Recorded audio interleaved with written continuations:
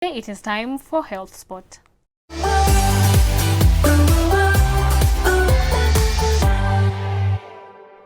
Yes, and today on Health Spot, we're talking about life's insecurities, just general like insecurities. And of course, we did hit the streets. And the question we had to ask you guys, what is the one part of your body you would change if you had the chance?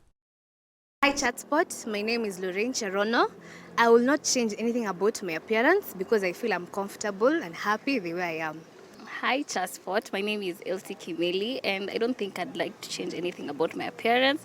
I love the way I just look. Yeah, I'm good. My name is Okuzuran Mobimba. If given a chance, I would like to change my eyes. Hi Chatspot, my name is Odhiambo Geoffrey Otieno. Given a chance, I would like to change my height. I'm a pure Victor Uma. When given chance to change anything in my body, I will do that because I'm satisfied with how God creates me. Yes, and of course, today in virtual studio, we have clinical psychologist Sonia Jasmine. Welcome, Sonia. Thank you. How are you? Fine, thank you. Good to have you again.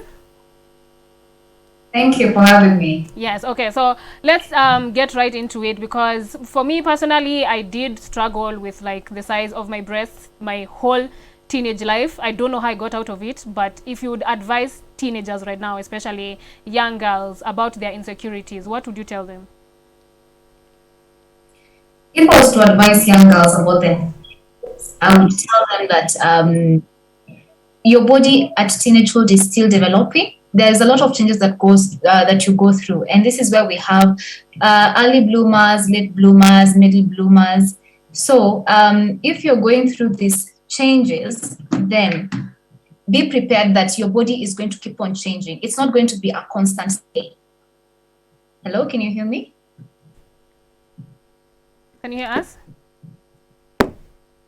Oh, yes. Okay. So for a teenage girl, they need to keep on preparing for more changes to happen. It will be their breast, it will be their hips, it will be even their voice changes, even their appearance of the face. And sometimes as teenagers, we don't like that. But it's because of the developmental stages that an individual is going through at that particular stage that all these changes are happening, and they have to be gentle with themselves. Once they are out of teenagehood and they're getting into early adulthood, then that is the time they should examine how they want to be. But most teenage girls will compare, how do I want to be? They'll compare, this girl is developing faster, this boy is like this girls like this. So just to be gentle with their bodies, it will keep on changing, and that's just the truth of the matter. Curious, because I think growing up, I always thought everyone has something they're insecure about. So watching the Vox Pop and of course everyone just sharing and saying how they're comfortable with their body, then I was like, okay, am I wrong for being insecure about a certain organ in my body?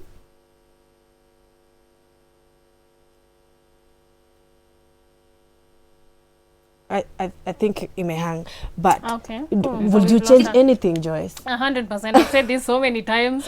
Even as an adult, I would still change the size of my breasts because I think they're too big and my body is small.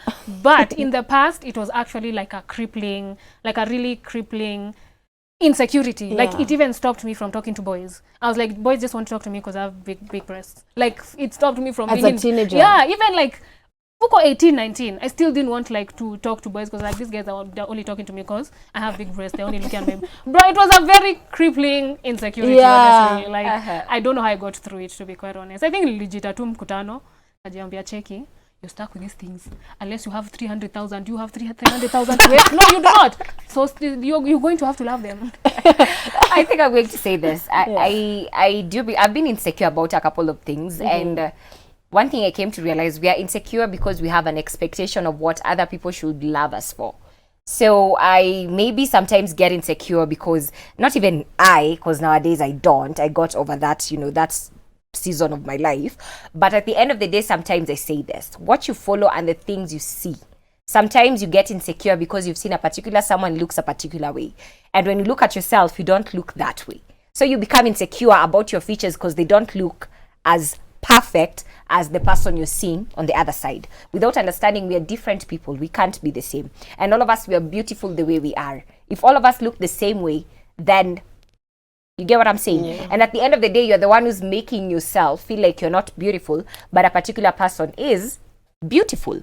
So who gave the standards of what beauty is? So at the end of the day, I do believe in it's okay to have insecurities, but when you get to understand you are more than your insecurities. The way you are perfect. Like I always say this, you don't know whether I look like God, ama you look like God. We don't know who looks like God. So it could be any of us.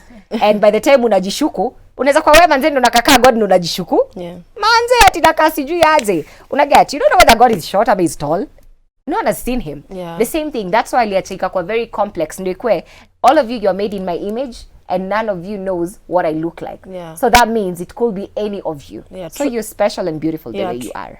Truth is, insecurity kills all that is beautiful. And as much as we could be insecure about some things, certain things that we'd like to change, at the end of the day, it has to come from a point of accepting yourself. I mean, it had to take Joy's acceptance for her to be like, okay, I'm gonna live with this forever. And unless I have this kind of money, then I'm gonna live, you know, this is the body I have to be in because that's what God granted me. So I think if we can learn how to be not insecure with what we feel insecure about, would go really a long way. You know, and as young girls, especially teenagers, all of them just suffer from something. You know, like they're not talking to boys because they feel like they're looking. Ushaona ule mse akikuangalianga hivi when you're having a conversation with someone and they're looking at maybe like acha nijipe example. When I'm talking to someone, I don't look them in the eye. I look them around the mouth because that's just my thing. I just like, and if you're insecure about your mouth, you're gonna be like, who dem ni nini, you know. But you see me, I'm just me. Mi sitajua ukitanipea picha hivi ya meno watu different, I'll tell you this is Joyce, this is Evo, meno, exactly. So it is what it is. Acceptance kwanza. But Jasmine is back. Jasmine? Sorry for the technical issues. But I agree with the same, with everything that you were saying. And insecurities are here with us. I have not met anybody who's saying that they are not insecure about something. Whereas if you are insecure about something, it doesn't mean that, okay, you can just accept. There are two ways to look at it. You could accept to live without insecurity, but again, what are you going to do about it? What is that part of your body that you feel that you need to work on, you need to change, you need to increase, you need to decrease? Remember that thoughts have to become behavior for them to have a benefit or for actions to be seen, you know. So if you're thinking that I don't like my way I look, there of course there's some areas that you can't change, but those that you can change, go forth. And if it's working out, if something is too costly like a cosmetic surgery, then find other ways that you can fit in within your own body. If you can't fit in within your own body and challenge the thoughts that you have about that specific item, then you're going to fall into anxiety and depressions and all these things. So what about the ones who are already like dealing with like for example, it's a crippling insecurity that won't even let them socialize? How do they deal with that? So with that, we talk about in therapy, exposure therapy. So whereby I know of teenagers who come in and they can't go out, they'll forever be in their sweaters because of such the way they feel that they look, and it's indeed crippling. So what we do is exposure therapy to themselves. So you first sit down with this individual and ask them, what is that insecurity that you have? Why do you have that insecurity? And then if they know why they have that insecurity, then we begin to challenge those trains of thoughts. For example, if you're having this insecurity because it is affecting the way you look, can we enhance the way you look first by working on your self-esteem?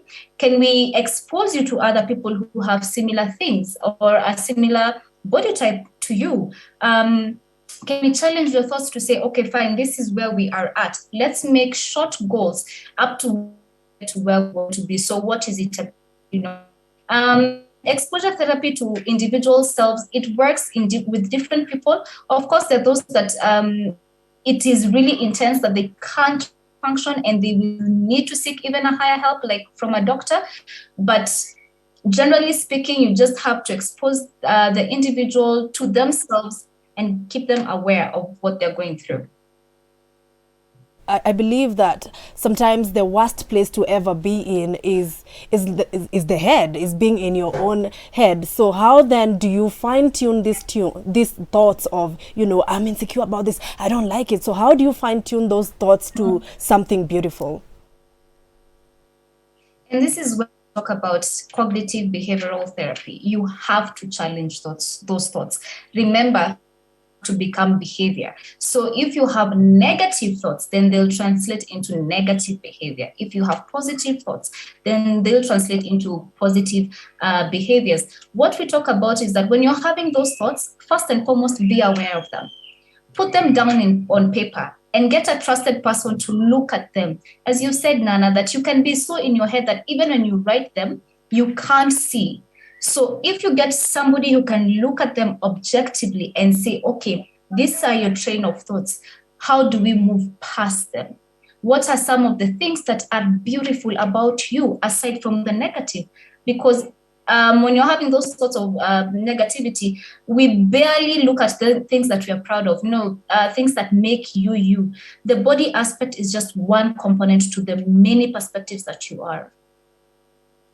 I saw a story of a girl who was very insecure about her body because she felt she was underdeveloped, and her parents actually got her breast augmentation at 18. Is that advisable? Like, if they don't like something, you pay for them to change it? I think we lost. Okay. Sorry, guys. Okay. I think we've lost her. I think, right? yes, okay. I think we've lost her, but we're doing things a little bit differently, and our guest is already in studio, so it's time for On the Spot.